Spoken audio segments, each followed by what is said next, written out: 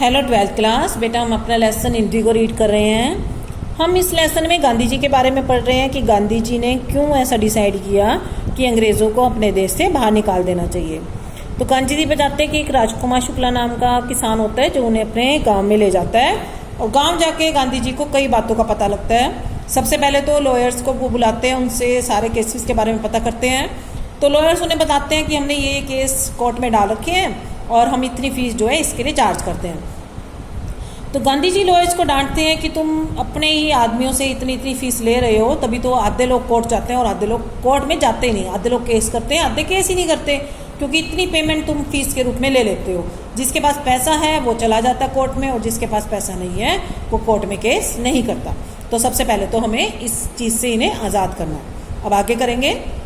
Most of the arable land, जो Champaran arable land in the Champaran district में जितनी भी अरेबल लैंड होती है, उपजाऊ ज़मीन, ठीक है, चंपारण में ज़्यादा से ज़्यादा जो उपजाऊ ज़मीन थी was divided into large estate owned by Englishman.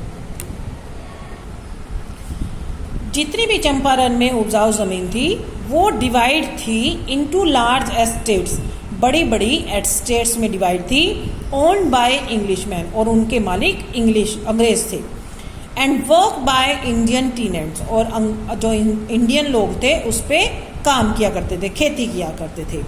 The chief commercial crop was Indigo, सबसे ज़्यादा खेती क्या की जाती थी? इंडिगो की, नील की खेती की जाती थी। कॉमर्शियल क्रॉप था, मतलब सभी के सभी नील की खेती करेंगे। The landlords compelled all tenants to plant, जो लैंडलॉर्ड से जो मालिक थे वो क्या करते थे?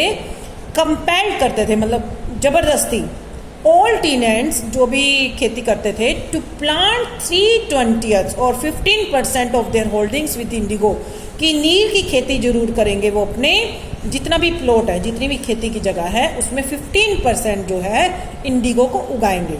And surrender the entire indigo harvest as rent, और जितना भी इंडिगो उगेगा, जितनी भी नील उगेगी उसे रेंट के रूप में दिया जाएगा। मतलब जितना खेत है उसमें 15% इंडिगो उगाओगे और बाकी का जो भी तुम उगाओगे वो तुम रख सकते हो, इंडिगो हमें दे दें। This was done by long term contract, और ये बहुत टाइम से चल रहा था, लंबे समय से ये कॉन्ट्रैक्ट चल रहा था।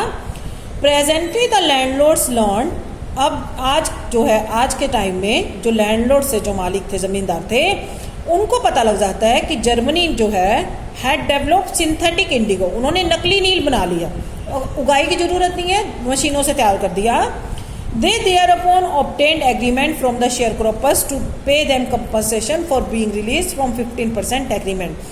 वो लैंडलॉर्ड जितने चालाक थे उन्होंने क्या किया कि उन्होंने किसानों को ये कहा कि तुम 15% जो ये एग्रीमेंट है कि 15% इंडिगो उगाना है, हम तुम्हें इससे आज़ाद कर देंगे, मत उगाना आज के बाद, लेकिन उसके बदले में तुम्हें हमें कंपनसेशन देना पड़ेगा, मतलब पैसे देने पड़ेंगे।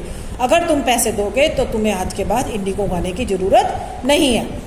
बेटा इंडिगो वैसे भी उगाने की जरूरत नहीं थी क्योंकि जर्मनी ने मशीनों के द्वारा इंडिगो तैयार कर दिया था, मतलब नील तैयार कर दिया था जो हम कपड़ों में देते हैं, तो उन्हें उगाने की जरूरत नहीं थी। तो वो इतने चालाक थे, उन्होंने लोगों को कहा कि हम तुम्हें आज़ाद करते हैं, मत उगाना आज के बाद इंडिगो, लेकिन उसके बदले में तुम्हें पहले हमें पैसे देने पड़ेंगे, मतलब मोटी रकम वो उनसे वसूलने लगे।